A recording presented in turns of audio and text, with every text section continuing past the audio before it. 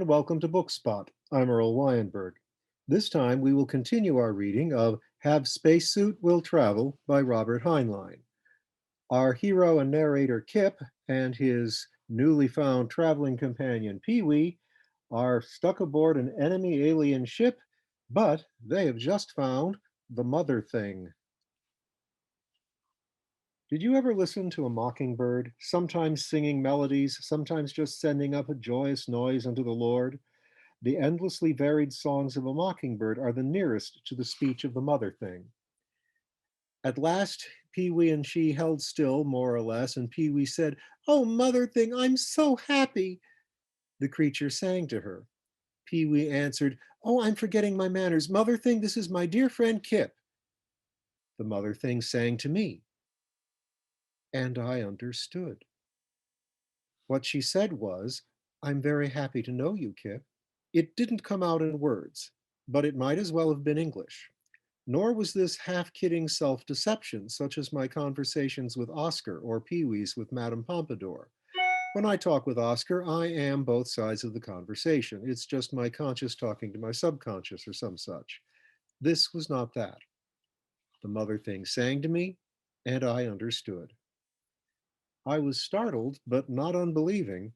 When you see a rainbow, you don't stop to argue the laws of optics. There it is in the sky. I would have been an idiot not to know that the mother thing was speaking to me because I did understand and understood her every time. If she directed a remark to Pee Wee alone, it was usually just birdsong to me. But if it was meant for me, I got it. Call it telepathy if you like, although it doesn't seem to be what they do at Duke University. I never read her mind, and I don't think she read mine. We just talked. But while I was startled, I minded my manners. I felt the way I do when Mother introduces me to one of her older Grand Dame friends.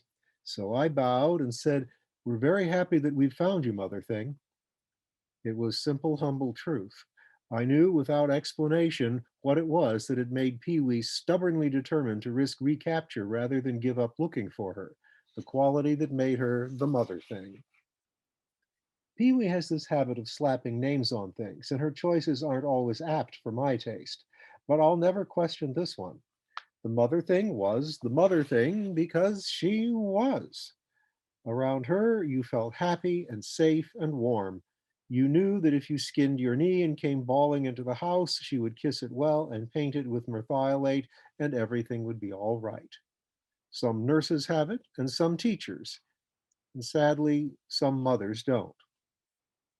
But the mother thing had it so strongly that I wasn't even worried by Wormface. We had her with us, so everything was going to be all right. Logically, I knew she was as vulnerable as we were. I had seen them strike her down. She didn't have my size and strength. She couldn't pilot the ship as Pee Wee would have been able to. It didn't matter. I wanted to crawl into her lap. Since she was too small and didn't have a lap, I would gratefully hold her in mine anytime.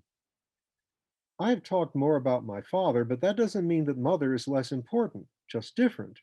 Dad is active, mother is passive. Dad talks, mother doesn't. But if she died, Dad would wither like an uprooted tree. She makes our world. The mother thing had that effect on me, only I'm used to it from my mother. Now I was getting it unexpectedly, far from home, when I needed it. Pee Wee said excitedly, "Now we can go, Kip, let's hurry." The mother thing said, "Where are we going, children?" "To Tombaugh Station, mother thing, they'll help us."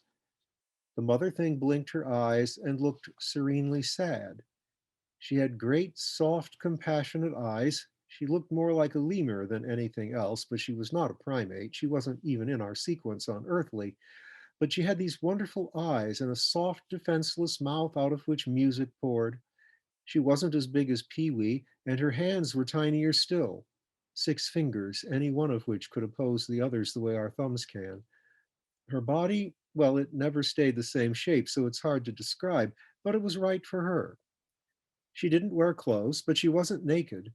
She had soft, creamy fur, sleek and fine as chinchilla. I thought at first she didn't wear anything, but presently I noticed a piece of jewelry, a shiny triangle with a double spiral at each corner. I don't know what made it stick on.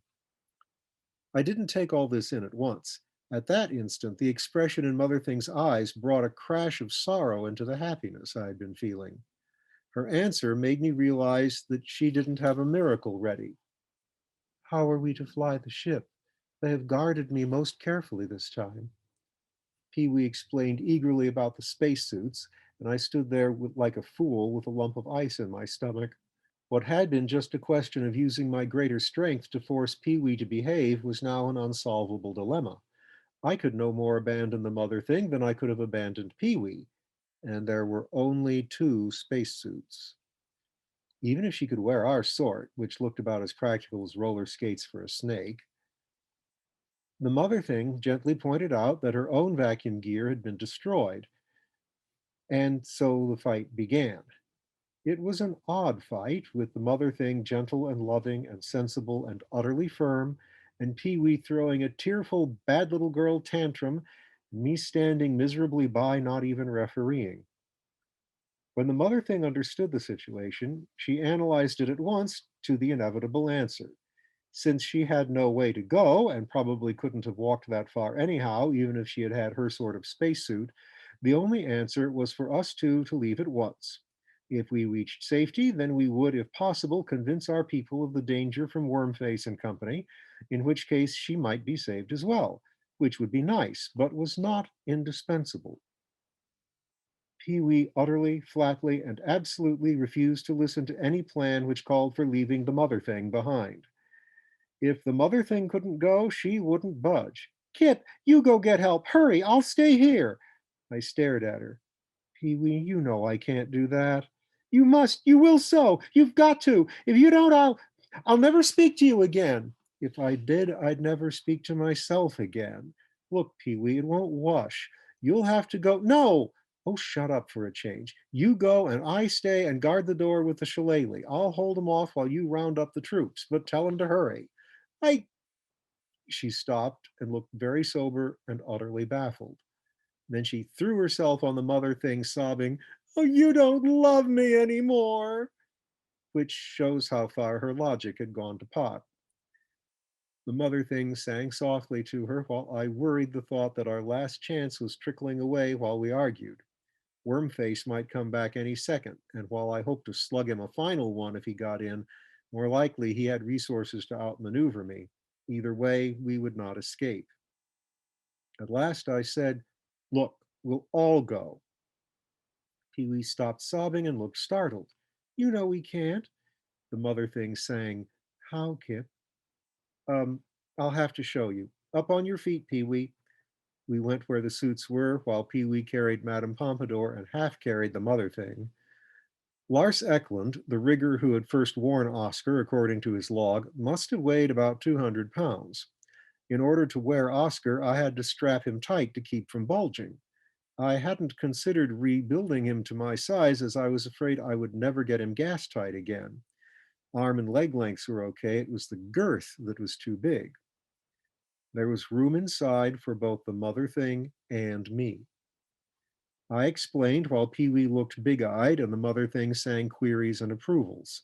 Yes, she could hang on piggyback and she couldn't fall off once we were sealed up and the straps clinched. "All right, Pee Wee, get into your suit." I went to get my socks while she started to suit up. When I came back, I checked her helmet gauges, read them backwards through her lens. "We had better give you some air. You're only about half full." I ran into a snag. The spare bottles I had filched from those ghouls had screw thread fittings like mine, but Pee Wee's bottles had bayonet and snap joints. Okay, I guess for tourists, chaperoned and nursed, and who might get panicky while bottles were changed unless it was done fast, but not so good for serious work. In my workshop, I would have rigged an adapter in 20 minutes. Here, with no real tools, well, that spare air might as well have been on Earth for all the good it did Pee Wee. For the first time, I thought seriously of leaving them behind while I made a fast, forced march for help, but I didn't mention it. I thought that Pee Wee would rather die on the way than fall back into his hands, and I was inclined to agree. "Kid," I said slowly, "there isn't much air, not for 40 miles." Her gauge was scaled in time as well as pressure. It read just under 5 hours. Could Pee Wee move as fast as a trotting horse, even at lunar gravity? Not likely. She looked at me soberly. That's calibrated for full-sized people. I'm little. I don't use much air. Uh, don't use it faster than you have to. I won't. Let's go. I started to close her gaskets. Hey, she objected. What's the matter? Madame Pompadour, hand her to me, please, on the floor by my feet. I picked up that ridiculous dolly and gave it to her. How much air does she take? Pee Wee suddenly dimpled. I'll caution her not to inhale. She stuffed it inside her shirt. I sealed her up. I sat down in my open suit. The mother thing crept up my back, singing reassuringly, and cuddled close. She felt good, and I felt that I could hike 100 miles to get them both safe. Getting me sealed in was cumbersome, as the straps had to be let out and then tightened to allow for the mother thing, and neither Pee Wee nor I had bare hands. We managed. I made a sling from my clothesline for the spare bottles. With them around my neck, with Oscar's weight and the mother thing as well, I scaled perhaps 50 pounds at the moon's 1/5 G. It just made me fairly sure-footed for the first time. I retrieved my knife from the airlock hatch and snapped it to Oscar's belt beside the nylon rope and the prospector's hammer. Then we went inside the airlock and closed its door. I didn't know how to waste its air to the outside, but Pee Wee did. It started to hiss out. You all right, mother thing? Yes, Kip. She hugged me reassuringly. Pee Wee to Junebug, I heard in my phones. Radio check. Alpha Bravo Coca Delta Echo Foxtrot. Junebug to Pee Wee. I read you. Golf Hotel India Juliet Kilo. I read you, Kip. Roger. Mind your pressure, Kip. You're swelling up too fast. I kicked the chin valve while watching the gauge and kicking myself for letting a little girl catch me in a greenhorn trick. But she had used a spacesuit before, while I had merely pretended to. I decided this was no time to be proud. Pee Wee, give me all the tips you can. I'm new to this. I will, Kip. The outer door popped silently and swung inward, and I looked out over the bleak, bright surface of a lunar plain. For a homesick moment, I remembered the trip to the moon games I had played as a kid and wished I were back in Centerville. Then Pee Wee touched her helmet to mine. See anyone? No. We're lucky. The door faces away from the other ships. Listen carefully. We won't use radio unless we are over the horizon, unless it's a desperate emergency. Then they listen on our frequencies. I know that for sure. Now see that mountain with a saddle in it? Kip, pay attention. Yes. I had been staring at Earth. She was beautiful, even in that shadow show in the control room, but I just hadn't realized. There she was, so close I could almost touch her, and so far away that we might never get home. You can't believe what a lovely planet we have until you see her from outside, with clouds girdling her waist and polar caps set jauntily like a spring hat. Yes, I see the saddle. We had left up there where you see that pass. Tim and Jock brought me through it in a crawler. Once we pick up its tracks, it'll be easy. But first we head for those near hills just left of that. That ought to keep this ship between us and the other ships while we get out of sight. I hope. It was 12 feet or so to the ground, and I was prepared to jump since it would be nothing much in that gravity. Pee Wee insisted on lowering me by rope. You'll fall over your feet. Look, Kip, listen to old Aunt Pee Wee. You don't have moon legs yet. It's going to be like your first time on a bicycle. So I let her lower me in the mother thing while she snubbed a nylon rope around the side of the lock. Then she jumped with no trouble. I started to loop up the line, but she stopped me and snapped the other end to her belt, then touched helmets. I'll lead. If I go too fast or you need me, tug on the rope. I won't be able to see you. Aye, aye, Captain. Don't make fun of me, Kip. This is serious. I wasn't making fun, Pee Wee. Your boss. Let's go. Don't look back. It won't do any good, and you might fall. I'm headed for those hills. Chapter 6. I should have relished the weird romantic experience, but I was busy as Eliza crossing the ice, and things snapping at my heels were worse than bloodhounds. I wanted to look back, but I was too busy trying to stay on my feet. I couldn't see my feet. I had to watch ahead and try to pick my footing. It kept me as busy as a lumberjack in a log rolling contest. I didn't skid as the ground was rough, dust or fine sand over raw rock, and 50 pounds weight was enough for footing, but I had 300 pounds mass, not a whit reduced by lowered weight. This does things to lifelong reflex habits. I had to lean heavily for the slightest turn, lean back and dig in to slow down, lean far forward to speed up. I could have drawn a force diagram, but doing it is another matter. How long does it take a baby to learn to walk? This newborn moon baby was having to learn to while making a forced march half blind at the greatest speed he could manage. So I didn't have time to dwell on the wonder of it all. Pee-wee moved into a brisk pace and kept stepping it up. Every little while my leash tightened and I tried still harder to speed up and not fall down. The mother thing warbled at my spine. Are you all right, Kip? You seem worried. I'm all right. How about you? I'm very comfortable. Don't wear yourself out, dear. Okay. Oscar was doing his job. I began to sweat from exertion and naked sun, but I didn't kick the chin valve until I saw from my blood color gauge that I was short on air. The system worked perfectly, and the joints under 4-pound pressure gave no trouble.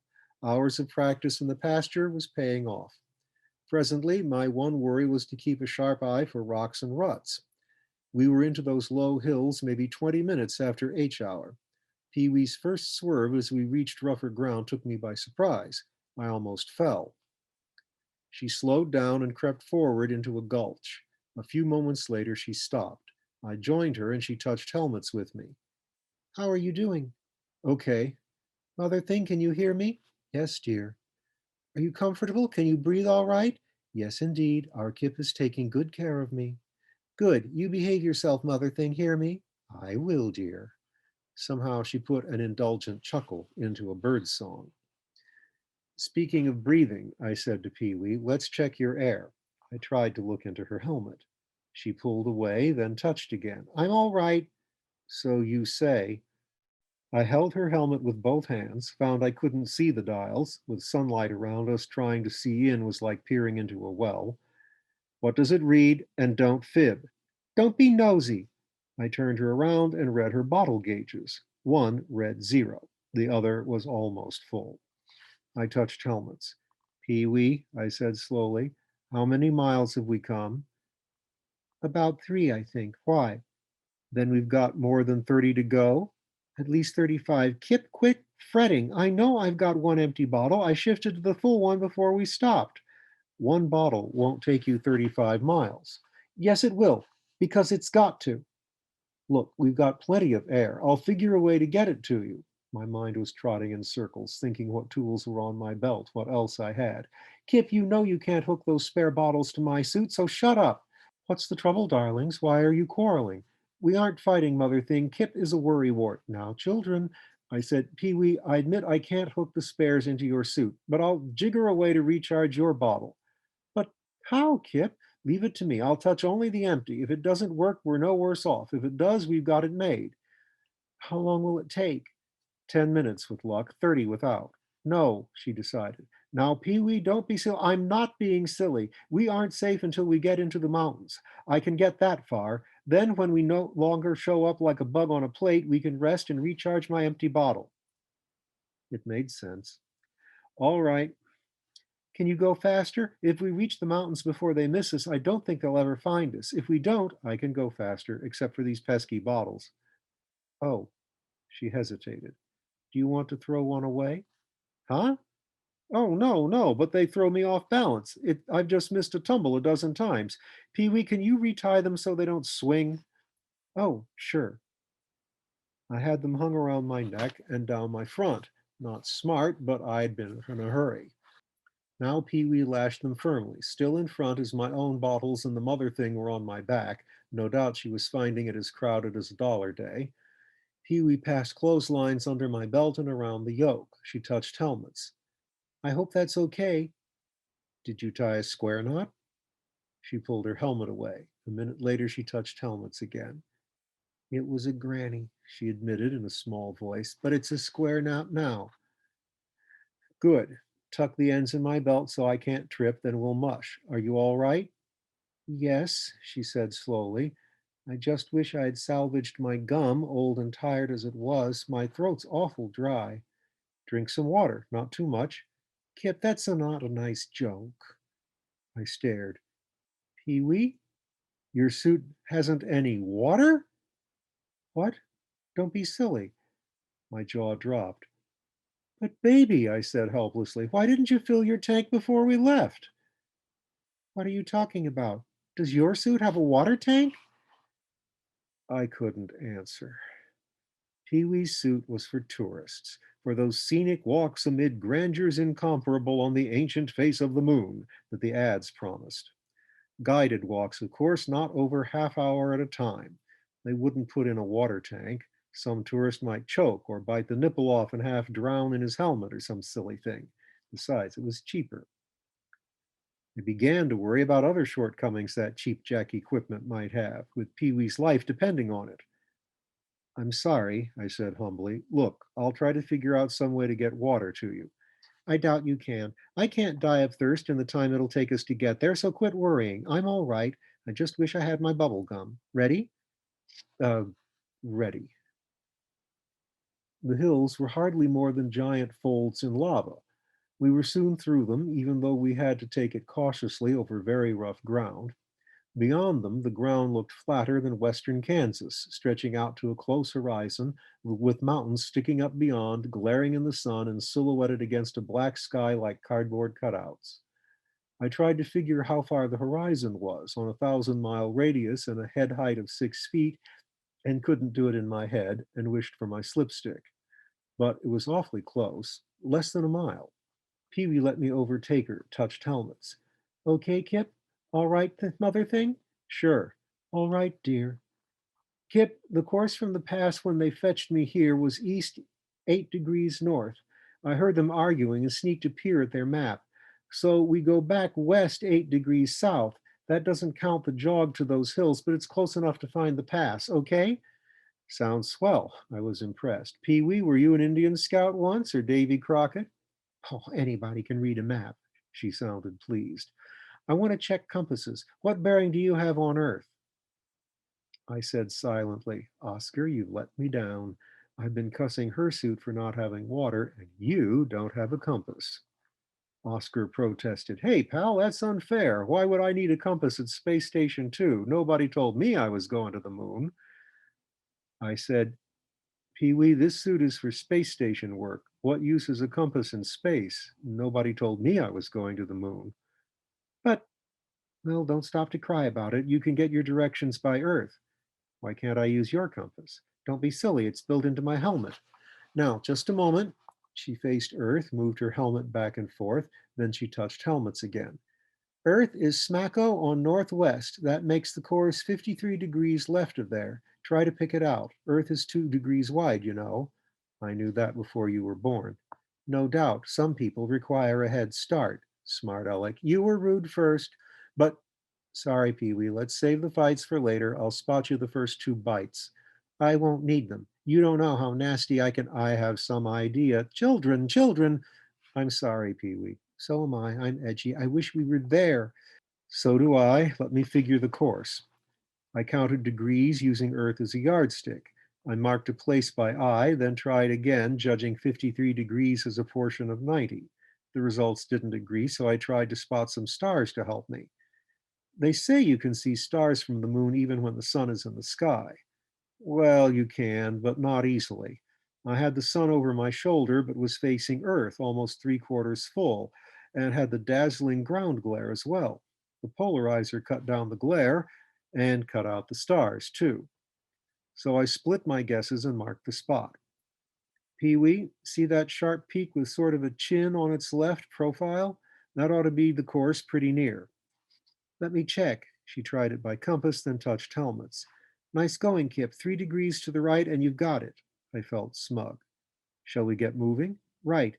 We'll go through the pass, then Tombaugh Station is due west. It was about 10 miles to the mountains. We made short work of it. You can make time on the moon if it is flat and if you can keep your balance. Pee-wee kept stepping it up until we were almost flying, long, low strides that covered ground like an ostrich. And do you know, it's easier fast than slow. The only hazard after I got the hang of it was landing on a rock or hole or something and tripping. Now, that hazard was enough because I couldn't pick my footing at that speed. I wasn't afraid of falling. I felt certain Oscar could take the punishment. But suppose I landed on my back? I'd probably smash the mother thing to jelly. I was worried about Pee Wee, too. That cut rate tourist suit wasn't as rugged as Oscar. I've read about explosive decompression. I never want to see it, especially not a little girl, but I didn't dare use radio to warn her, even though we were probably shielded from Wormface. And if I tugged on my leash, I might make her fall. And we will follow our heroes across the moon further next time.